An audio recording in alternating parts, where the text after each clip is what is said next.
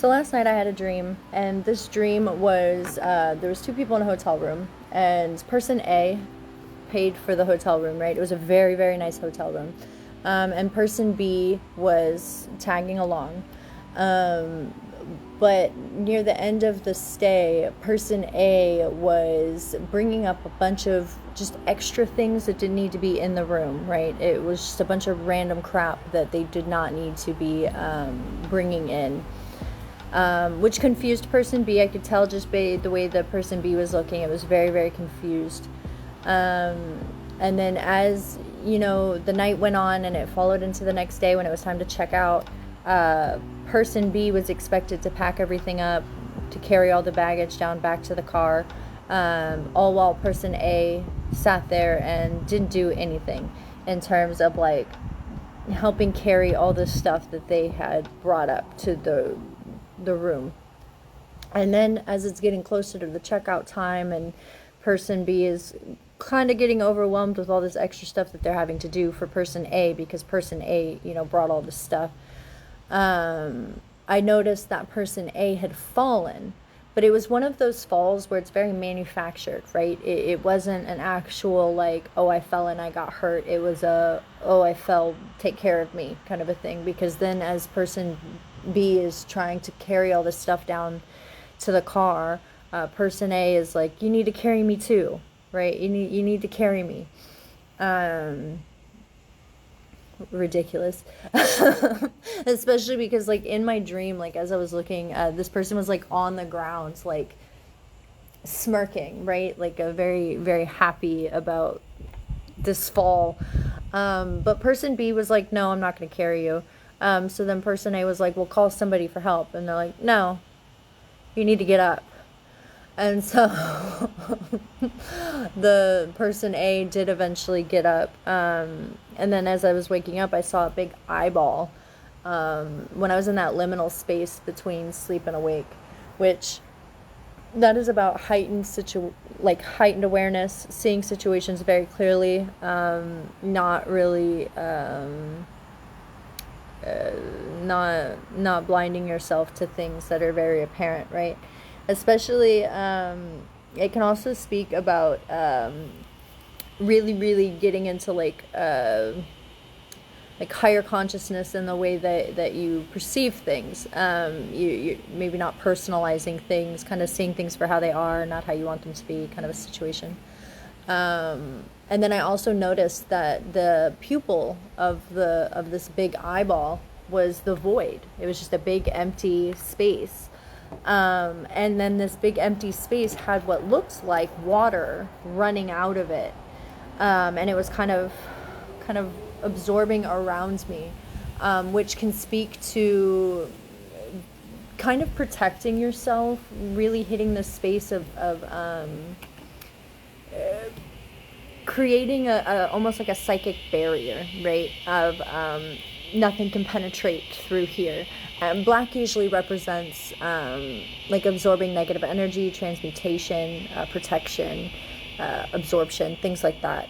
In terms of like black tourmaline, black obsidian, other various darker stones. And it can also speak to nothingness, right? Because in the void, there's nothing. It's just an empty space. And so that can also speak to being very comfortable sitting in nothingness right now, especially if you don't have like the full spectrum of whatever this dynamic or situation is that I'd currently dreamed about. But at the end of the day, right now, the biggest thing that is being called is that we just need to trust what we're seeing and not necessarily believe words.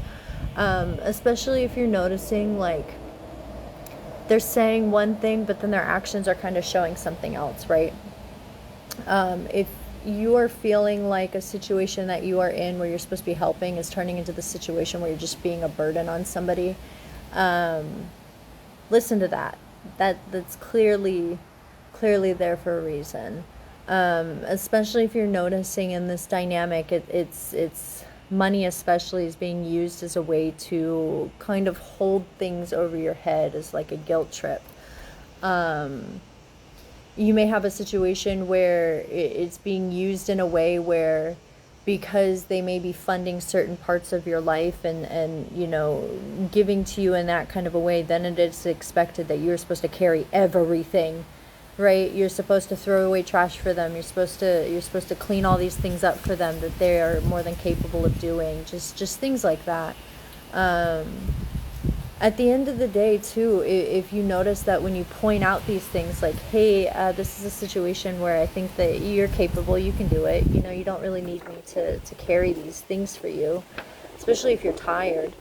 And it's becoming this big thing where, you know, they're putting words in your mouth or they're saying things that you didn't necessarily say. Those are data points. Take them in. Have compassion for people.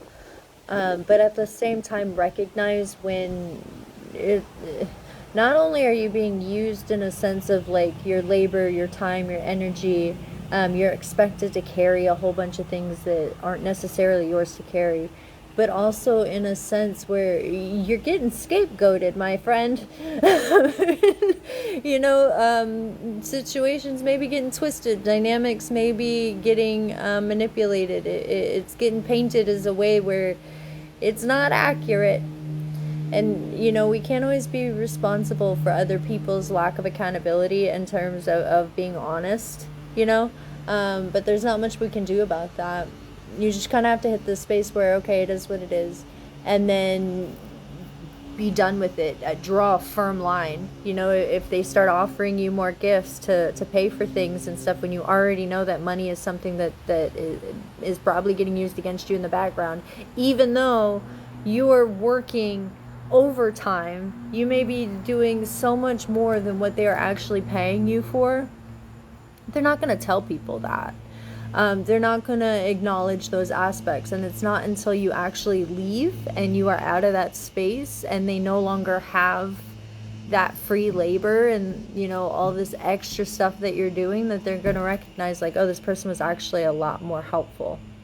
And here's the thing too, is a lot of times you're going to notice that when you have that extra ability to give, people don't like it. They resent you for it later. Especially if it becomes a thing where you just notice natural comparisons. You know, you could also notice like a slight obsession, like a fixation on you personally. Like a lot of monitoring type behavior, whether it's watching you through random cameras around the house, like a doorbell camera. It could be something like trying to send you tracking links so that way, you know, they can track where you're going on your day-to-day. It could be something like wanting to enmesh bank accounts, file taxes together, things like that, even though it's not a dynamic where that would even be appropriate, right? Watch that stuff. Those are data points. You're also going to notice that if you post something on social media that may just be for just the heck of it, just for random postings, it's not due to any specific situation, you're going to get temperature checks. That's a sign you need to lock down your social media and start blocking accounts because you're being watched. But at the same time, you also can't do anything about that, right? But you do need to kind of be in this space where believe them at face value. Don't trust the words right now, because the words are going to kind of be used as a way to kind of hide the reality of it. And, you know, if you're around somebody that is actively triangulating, putting you in these weird competitions, especially romantically, when it's like, that is not even somebody that you would be competing with men for, because there's just such a massive age gap, just things like that. You got to just take it for face value. You have to be compassionate and kind. There was a psalm that I saw yesterday that said, be merciful just as God is merciful. Be reluctant to assume we know everyone's motives, right? So we can't always know like what the intent behind it is, but we can trust what we see and allow natural consequences of disordered behavior to do its thing, right? Leaving and finding a safe space and not retaliating, that is the best thing you can do. People just aren't going to like you sometimes, and there's nothing you can do about that. But beware of this scarcity mindset while you are, you know, in the process of leaving, and be smart with your money right now. You may have some manufactured stuff popping up.